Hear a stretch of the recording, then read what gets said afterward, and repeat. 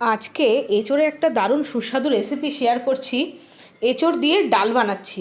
তো অনেক রকম ডালই হয়, আজকে আমি কী ডাল ব্যবহার করছি দেখো। প্রথমে আমি এঁচোড়টাকে নুন হলুদ আর 1 চামচ মতন সর্ষের তেল দিয়ে প্রেশার কুকারে দেখো সেদ্ধ করে নিচ্ছি। আর এদিকে আমি কড়াইতে, শুকনো কড়াইতে আমি মুগ ডালকে ভেজে নিচ্ছি। বেশ সুন্দর একটা গন্ধ আসবে, সোনালি সোনালি কালার আসা পর্যন্ত ভেজে নেব। তো এইভাবে মুগ ডাল দিয়ে করছি আমি, ভাজা মুগ ডাল দিয়ে। তোমরা কিন্তু মটর ডাল বা অরহর ডাল অথচ মুসুরির ডাল দিয়েও হয়। আমি ডাল ভেজে নামিয়ে নিয়ে বেগুন ভাজা করে নিলাম। মানে কি কি রান্না করেছি সেটাও তোমাদের দেখাচ্ছি। এঁচোড়ের ডাল হলে না আর কিছুই লাগে না গরম ভাতের সাথে। তো একটু সাইড হিসাবে আলু ভাজা আর বেগুন ভাজা, আর কিছুই রান্না করে নিই।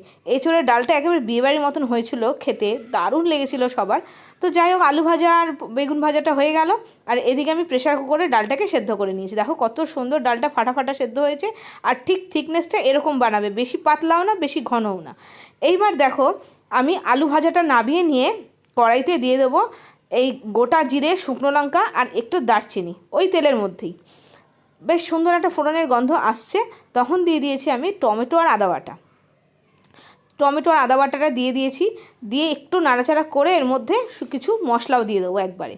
এর মধ্যে মশলার মধ্যে সিম্পল মশলা, যেহেতু এটা নিরামিষভাবে রান্না করছি, হলুদের গুঁড়ো, জিরের গুঁড়ো, ধনের গুঁড়ো, লঙ্কার গুঁড়ো, পরিমাণ মতো নুন। তবে নুনটা বুঝে দিতে হবে, কারণ আমি ডালেও নুন দিয়েছি, আবার আমি এঁচোড় সেদ্ধর সময় নুন দিয়েছি।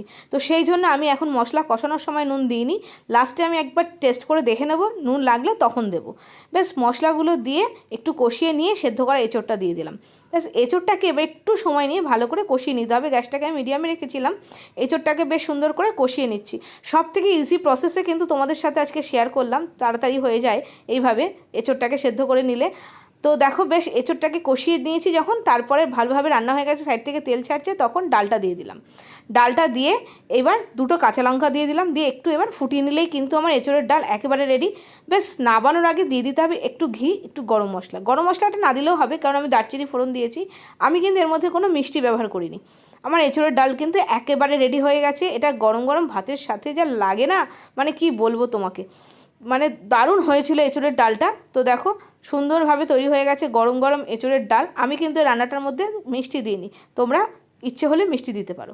তো আমার সাইডে গরম গরম ভাতও হয়ে গেছে। দেখো এত ধোয়া ওঠা ভাত, মানে আমার ক্যামেরাটাই পুরো ধোয়া হয়ে গেছে। তো দেখো এই হচ্ছে আজকে দুপুরের লাঞ্চের মেনু ছিল।